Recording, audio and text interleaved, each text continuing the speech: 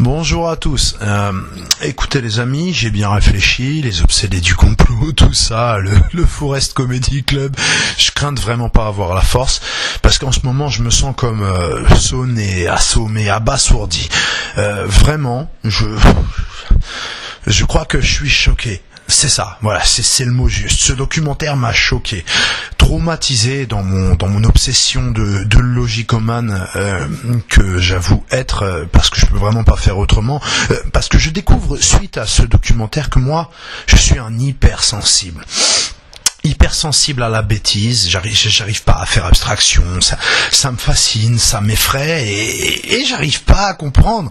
Enfin si, bien sûr, la bêtise banale, bien sûr, tout le monde est bête parfois, moi le premier, certainement, peut-être, j'en sais rien, vous aussi sûrement. Évidemment, nous sommes des humains, mais de là à l'être tout le temps et à patauger dedans à ce point pendant 50 minutes d'affilée qu'on a sélectionné soi-même, enfin moi ça me plonge dans des abîmes de pessimisme perplexe. J'ai l'air de plaisanter, mais sans déconner.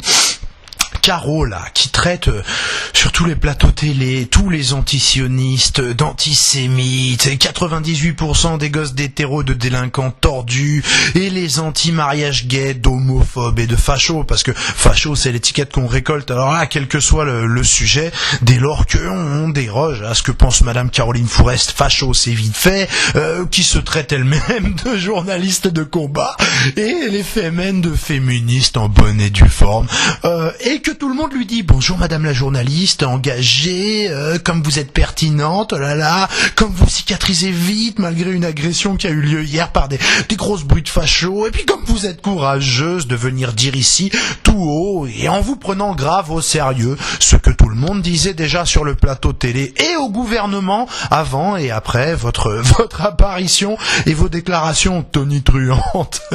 Et tout ça est normal. Bravo, rien, m'as-tu vu? Bah si, t'as pas le choix. Donc, je vous jure, je crois que en ce moment, je suis en train de faire une carolinose à consternoblastome et que je suis vachement mal paré. Je vous jure, je me sens pas bien. Et en plus de ça, au fond, moi je suis convaincu que ça fait longtemps que toute personne de bonne foi avait décelé, et sans mon aide, la radieuse nullité de ce maquillage, de ce camouflartufage en prétendue enquêtrice objective, d'une inquisitrice qui va se révéler prête à tout, parce que cette affaire d'apocalypse à la noix de coco, à l'agent orange, franchement, à son humble échelle, ça révolutionne quand même le style en matière de tchouspisme acrobatique, comme on avait rarement vu ça depuis la fiole de pisse à Powell. À part s'équiper d'une pancarte « Salut les cons », on pouvait difficilement expliquer plus clairement à qui ce documentaire et cette communication étaient destinés.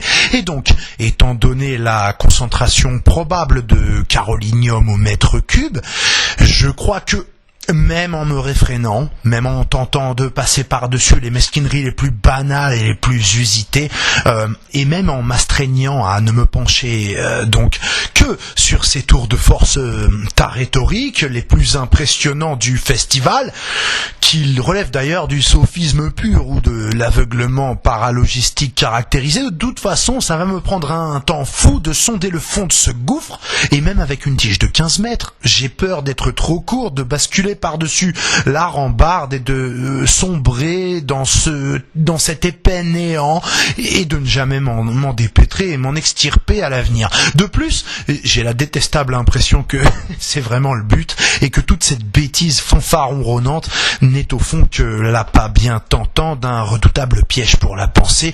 Du coup, on va quand même continuer. Allez hop tout le monde, je refais pas la checklist, c'est ok, c'est parti. Les anciens, vous prêtez vos fumistoscopes aux nouveaux de temps en temps.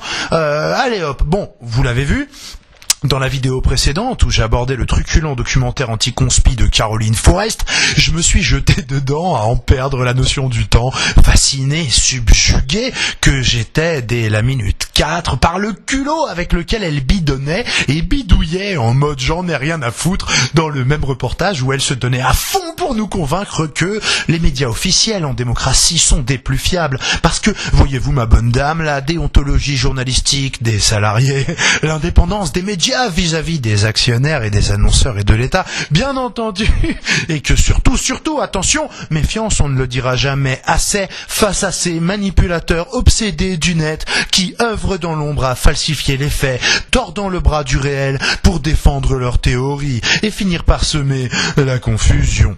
Attends, c'est bien ça ? Leurs obsessions se nourrissent de nos malaises et finissent par semer la confusion. Et ouais, c'est bien ça.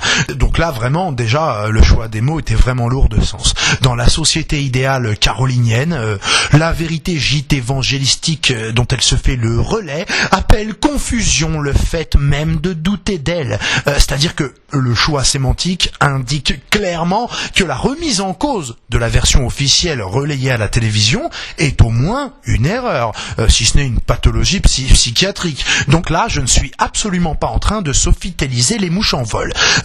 Semer le doute et semer la confusion, ça n'a strictement rien à voir. C'est-à-dire que...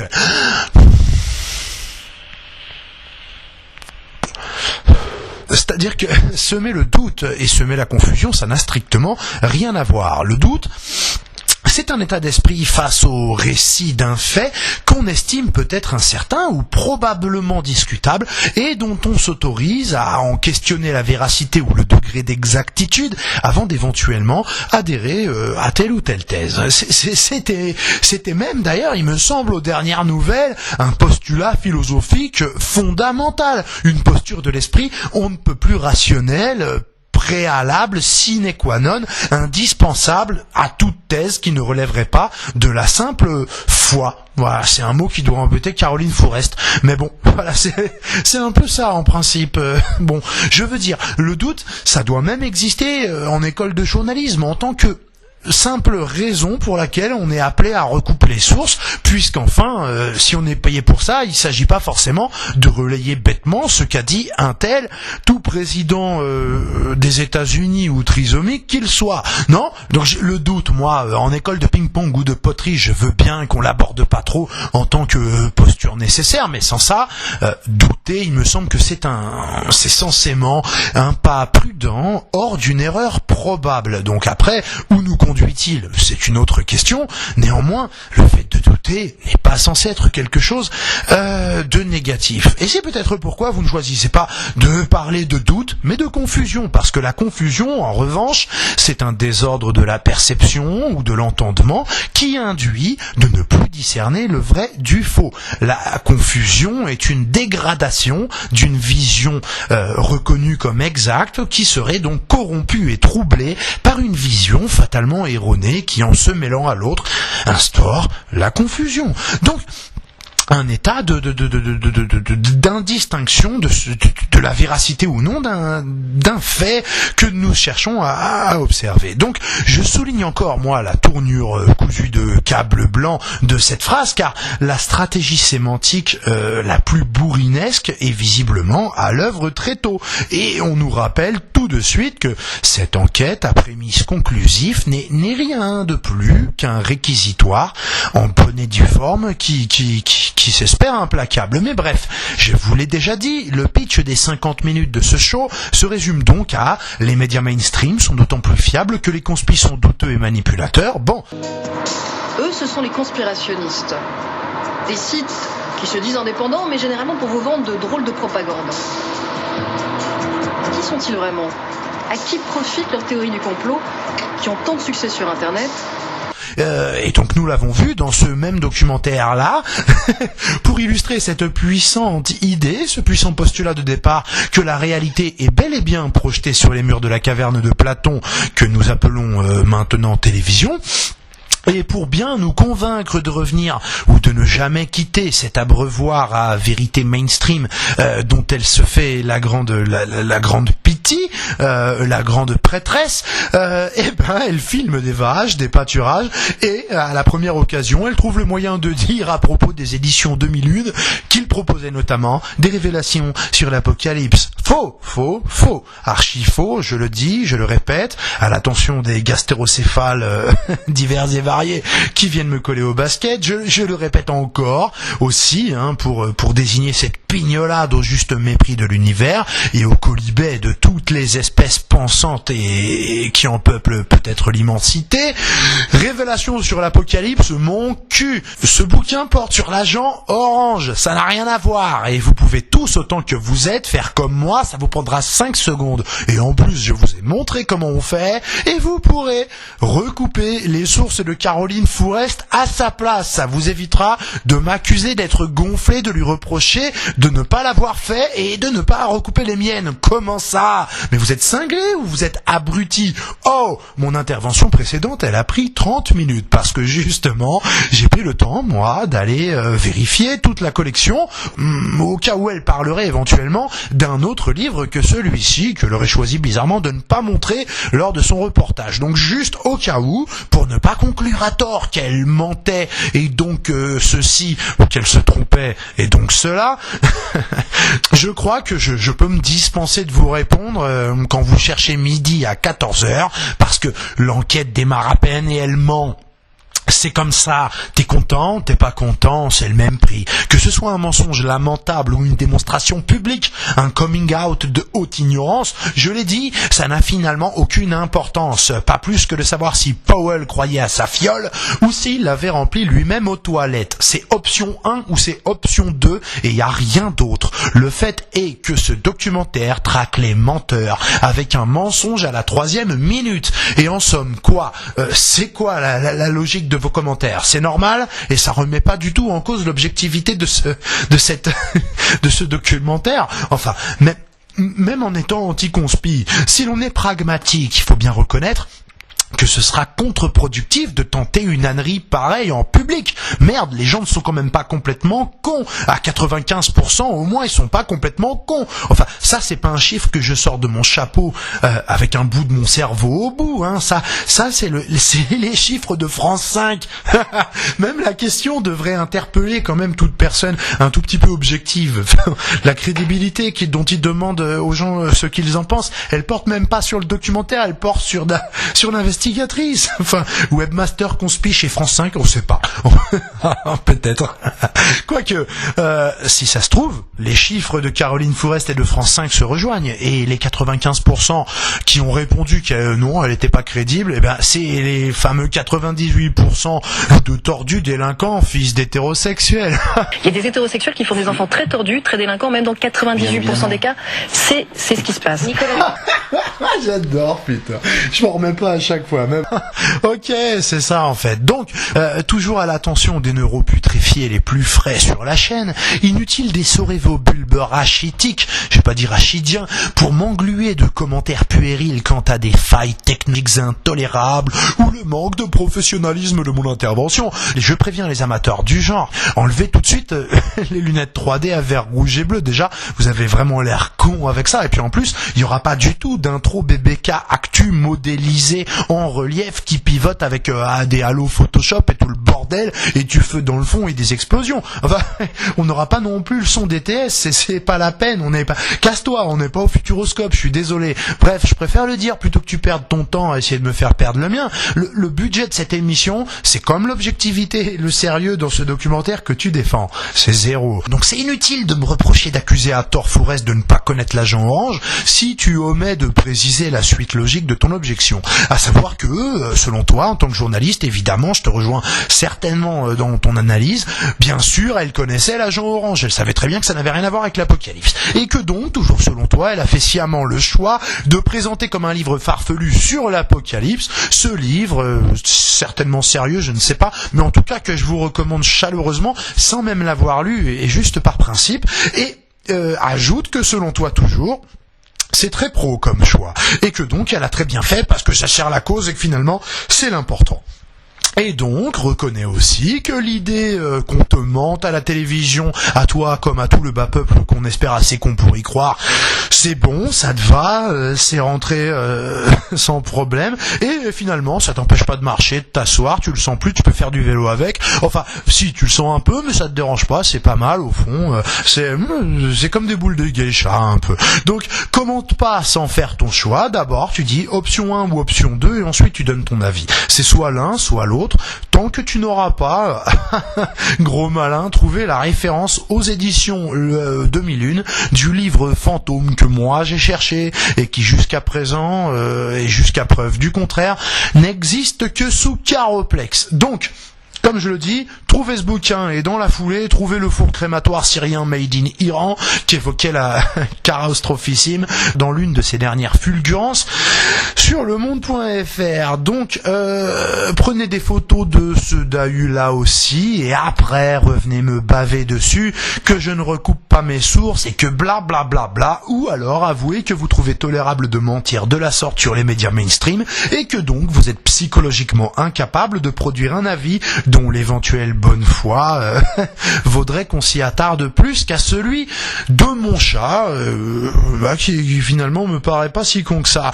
Bon, j'arrête bientôt, mais sérieux les gars, perdez plus de temps à commenter je ne sais quoi sur internet, de toute façon vous y comprenez rien, vous avez mieux à faire, et par exemple, courir jusqu'au congélateur le plus proche, parce que je veux pas vous inquiéter, mais rien qu'à l'odeur, je dirais que le sac plastique que vous trimballez à la main depuis plusieurs années et qui fuit du sang, il y a votre cerveau dedans. Donc excusez-moi, je perdrai plus de temps avec ces gens, ils ont peut-être une sorte d'excuse subliminale pour cette adhésion confuse à ce délire tragicomique de documentaire. Vous savez, la musique de fond, la BO de cette ode mal foutue, à la fois aveugle dans les médias et le pouvoir sous nos latitudes, c'est un morceau qui s'appelle Cosmos 07, bon ça on s'en fout, même si c'est vrai qu'on est un petit peu dans l'espace quand même, mais surtout c'est un morceau qui est un morceau d'un groupe ou d'un artiste, je m'en fous, qui s'appelle Zombie Nation. Donc c'est sûrement un hasard, mais pour le coup, il faut reconnaître que symboliquement, le hasard, il fait bien les choses.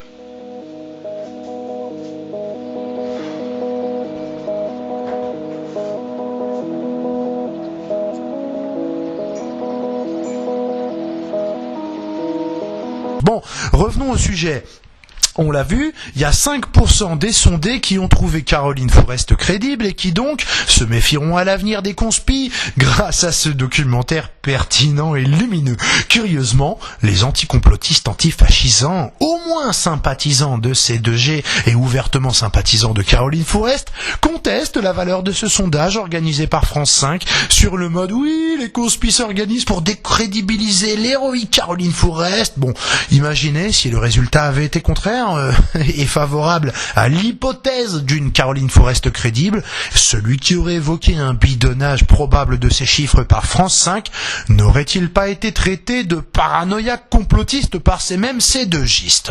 Je vous renvoie à la vidéo, c'est pas la peine de me demander ce que c'est C2G, c'est les citoyens de gauche, et en tout cas c'est leurs sympathisants, vous les trouverez sur Facebook si ça vous intéresse, et je vais arrêter avec ça. Bon, juste pour vous situer le niveau, c'est des tarés certifiés, puisqu'il y en a qui traitent Michel Collomb de Khmer rouge, donc nous ne nous attarderons pas sur nos attardés, et on revient au sujet. Enfin bref, j'ai sacrément digressé et j'ai fait ce que je m'étais juré de ne jamais refaire pour des raisons de santé nerveuse, mentale et pour des raisons de morale, oui, pas de morale, la morale, non, pour des raisons de niveau. Moi, je suis fatigué, je commence à déprimer de toutes ces conneries et de tous ces connards et j'en ai marre d'essayer de faire boire des ânes morts en leur simplifiant ce que j'avais déjà dit à des gens que je supposais bien plus intelligents que bon, de plus, je crois que j'ai pas le temps parce que cette gluance forestienne va en plus, il me semble, s'étaler, sauf si peut-être quelqu'un met le haut là, France 5, en se disant que décidément